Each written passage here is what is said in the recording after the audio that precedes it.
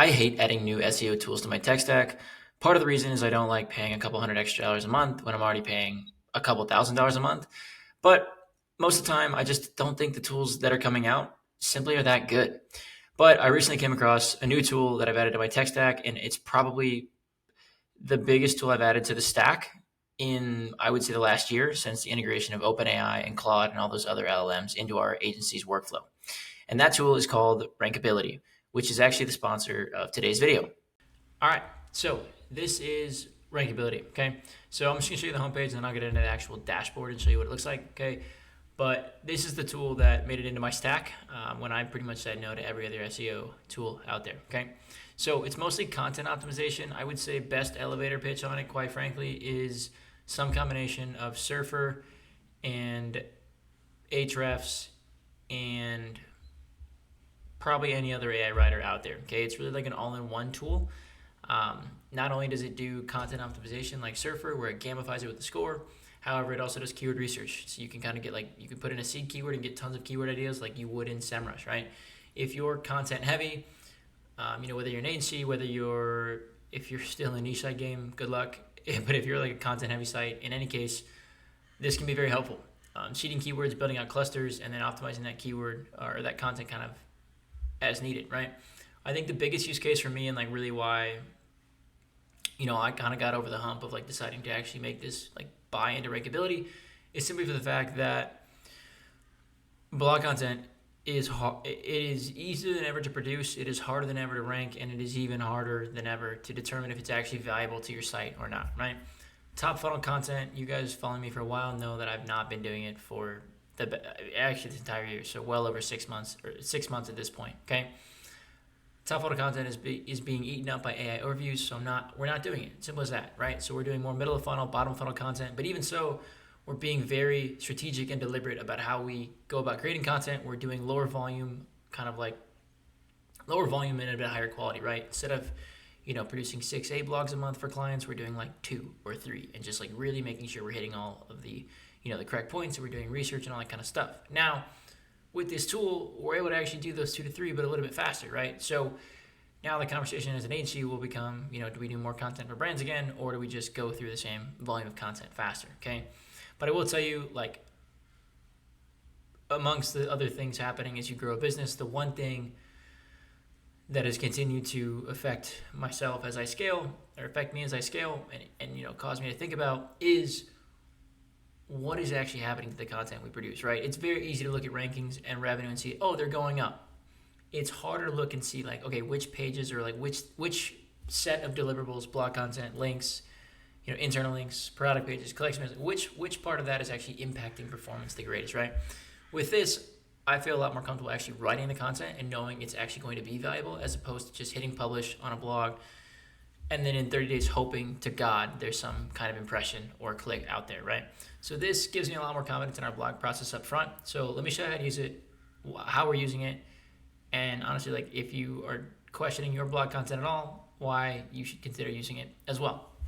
Okay, so there's a couple different tools you can use. I'm going to focus on the content optimizer and keyword research. Okay, for the content optimizer, I'm just going to grab an article from a site that I used to work on back in college. Okay, I'm just going to import the URL content, and then I'm going to paste the URL here, and then I'm just going to put in the target keyword. Okay, so you're going to run the optimizer. It's going to take some time to run. It takes about 60 seconds. Okay, this site I've been working on, or I worked on back in college and kind of the year after college. This article, as you can see here, based on the seed keyword, Great Lake surfing. Okay, if you just want to fast forward through this, it'll be about 50 seconds in the future. Okay, I grew up surfing the Great Lakes. Somehow in Indiana, I found a surfboard and decided that was what I wanted to spend my high school and college years doing, was chasing cold waves. Now, in any case, I wrote this article fully on my own knowledge. I didn't use any research, like any computer-based research. I just wrote it off kind of my own knowledge and my own network. Turns out it actually did pretty well. It's gotten it's gotten 86 clicks in the last 3 months, and I haven't touched it in 5 years. It's getting 10,000 impressions, and it ranks not horribly, 16.8 across all the keywords. Okay, so what's good news is I wrote this based on what I would consider expert research, which is myself, right? Now, I'm going to take this and put it into Rankability, and I'm going to update it and see just what I was missing. Okay, so put in the article. So this functions a few different ways. Okay, so when you open it up, you'll see the brief here, and it just gives you all the headings. Okay, you can go. This is like how it'll load. So you can see the overview, page URL, meta title, meta description, all that kind of stuff, right? Typically, you'd probably do that with a plugin, but it's good to see here. Top NLP keywords is a nice help here, as well as current content examples, which are actually the top 5 ranking results, as far as I'm aware, for this particular SERP. Okay, so that's good to have, right? Content brief, you'll see the competitors. Yeah, okay, so like these match up to what's over here, so that makes sense, right? And if you go to outline, you'll see all of the headings. So it's already gone ahead and just scraped all my headings out here, labeled by format. So I could go back and change these, which is nice, and then it'll reflect over in the actual optimizer. So it's pretty nice. Like I could just look at, the headings against my competitors and like go like literally one by one. What is their H1? What is their H1? I can read through all 5 competitors, and then I can update my H1 accordingly to be better matched with theirs. I can do the same thing with all the H2s, all the H3s, all that good stuff, right? Again, I wrote this like just simply off my own intuition back when I was like 20. I think I was 23, right? I knew a hell of a lot less about SEO 5 years ago than I do now. So the headings, like, honestly, are pretty good. I think I'm like bottom of page 1, top of page 2 for this particular target keyword. So it's pretty good. However, had I known what the hell I was doing back then, and I had a tool like this, I probably wouldn't be recording this video. I'd probably be ranking number 1, and we'd be all good. Okay. Now, in any case, like I can click on these headings and expand out and see like what everyone else is doing, get a feel for that, right? Not only can I update my current headings with this tool, but I can also go out and create new headings, right? So like if I'm thinking about the Surfing the Great Lakes, a spot and gear guide, like I break down like the big spots, which is like all 5 Great Lakes, but I could probably go further in depth and break out this into like sub-regions of each lake, like different, like the best spots in each lake, or I create separate articles, right? But again, I could get a lot of that from the competitor kind of section of the tool, okay? So that's that. Now, let's get to the optimizer section. So the optimizer section is where you'll see the closest comparison to a tool like Surfer SEO or Phrase or any of those other like gamified optimization tools, okay? Now, Rankability puts me at a 47. It says I need a 64 or more effectively to rank number 1, okay? So what I'm going to go ahead and do is I'm going to update this accordingly to try and get 64. I'm going to try and go a little bit higher, but really I'm just going to go down this list and see if I can get all these keywords in. And I'll be pretty quick, and I'll probably fast forward through a lot of this, so you don't have to just listen to me yap, okay? All right, so lake surfing is the first one I need.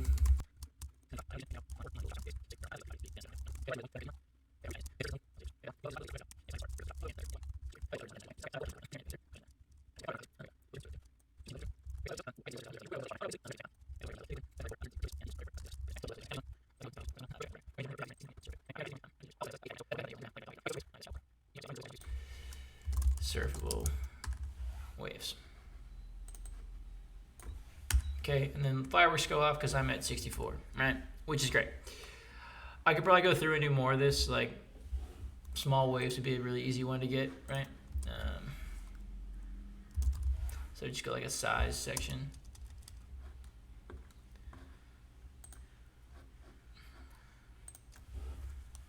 I would just say like nothing. Anything above 2 feet usually works for most breaks. Small waves are the standard here. Okay, so like I'm at 65, right? So like I could just go copy this and update my Shopify reference or Shopify blog article, and then I'd be done, right? So that's probably what I'll do, and then I'll go and see like how performance actually increases from here, and go from there. Okay, so like that is Content Optimizer kind of at its form. Okay, now if we look at like keyword research, okay, I can go like I just searched this one for example, but let me just do another one for you guys. So let me do something like, let's do a surf company. So something like Volcom. Okay, Volcom's a surf company.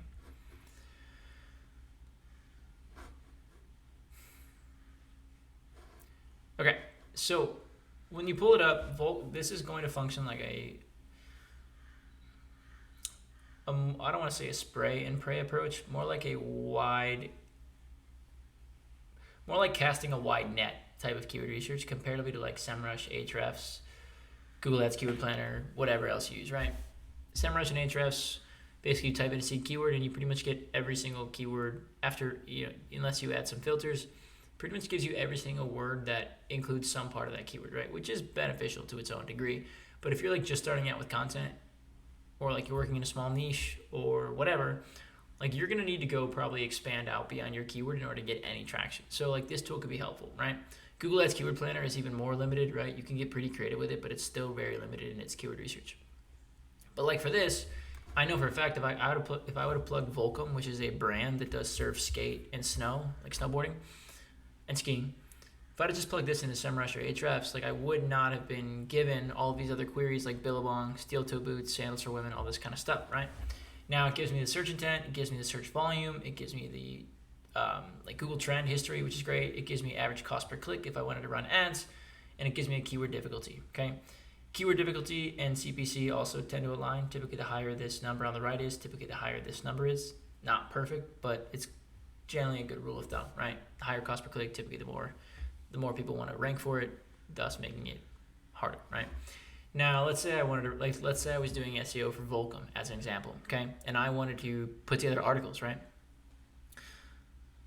First off, I could group this by search intent, but a lot of things that are nice, let's say like steel toe boots, right? If I don't already have a category for that, I would want to create a category for that, and then I want to build supporting content around it, right? Sandals for women, same thing, right? Both these keywords collectively have like 200,000 searches a month. As a Volcom brand, which unfortunately just, I believe, entered bankruptcy. Chapter 11 is part of a buyout. If I were running Volcom and if it was active as SEO-wise, I'd want to rank for these two keywords. That'd be 200,000 searches a month. If I could win those, that'd be great, right? So like I'd build content clusters around this. I'd start building out, subcategory pages, all that kind of stuff, and putting together really a content plan to go rank them, right? Now, let's say I wanted to take like the bottom funnel route and I needed to drive sales pretty urgently, but I didn't have a lot of SEO traction, okay? Again, Volcom is unfortunately a Chapter 11 bankruptcy brand, by all accounts a dying brand, okay? Just the first one that came to my mind. Now, let's say hypothetically they weren't, and I need to get some traction from Volcom. What I would probably do, in addition to optimizing category pages, building links, all that good stuff, is I would try to siphon off other brands' traffic that is in the same space, right? So something like Billabong is obviously another big surf-heavy brand. I would do something like Billabong versus Volcom. I would create that article. I would also do like a Billabong alternatives article, right? And then I could even go further in depth, not just the entire brand, but like let's say Billabong also did sandals for women. I could do Billabong women's sandals versus Volcom women's sandals. I could do, Billabong, if they did steel toe boots, I could do like Billabong steel toe boots versus Volcom steel toe boots, right? All these kinds of things, and I can just keep stacking up these keywords, and I can start siphoning off other brands' branded traffic, and I can start picking up traction on my own whilst I build out all these category pages and all that kind of stuff, okay? So beneficial in this, right? It's going to gives me 50 per page, and there are I think more than 5 pages here. So we're looking at like 215 keywords just off a seed result. And it's quite a wide, like I said, it's quite a wide cast net. So it's really great in that regard, right? I could also plug in a URL and go that way. I can filter by search intent. I can filter by volume, trend, cost per click, keyword difficulty, all like you can do in Ahrefs, SEMrush, anything like that, okay? So pretty sick tool. Content monitor as well. I can just add URLs to this page. So like, for example, like I'll go update this article and then I'll just, I want to like update like Great Lakes here, and I would just add like my target keyword, and then I would just plug in my URL over here. Okay, and then I can add the URL, and then it'll start monitoring it. All right, so like now once I've added this page, like I can go into the project, or I can just see like if the rankability score has changed. Like let's say, it was 47, now it's 64, and it's, at or above. But let's say the entire SERP updates, and now I have to have a rankability score of 70 or something to rank it, right? I can go in here, I can monitor that, and then I can go improve the content from there, right? There's also a possibility that my score just drops even though I don't change it, just because the overall quality of the other competitors went up, right? There's a very good chance like mine could go from 64 to 50, as an example, if everyone just writes that much better content. So kind of two things are gonna happen, but monitoring is quite good, right? As I said earlier, the reason I like this tool is that I can ensure every single piece of content is tracked, every single piece of content has its best foot forward when it's actually hit published, or not just hitting publish and hoping to God that it hits number one, right? Or for that matter, gets any traction, right? What you like, what I don't know what the quote is, like, whatever gets measured gets improved. This tool helps you do that. If you're an SEO heavy on content, whether you're a team, a freelancer, agency, I'd recommend you check it out. It made it into my stack, and honestly, I think it should make it into yours.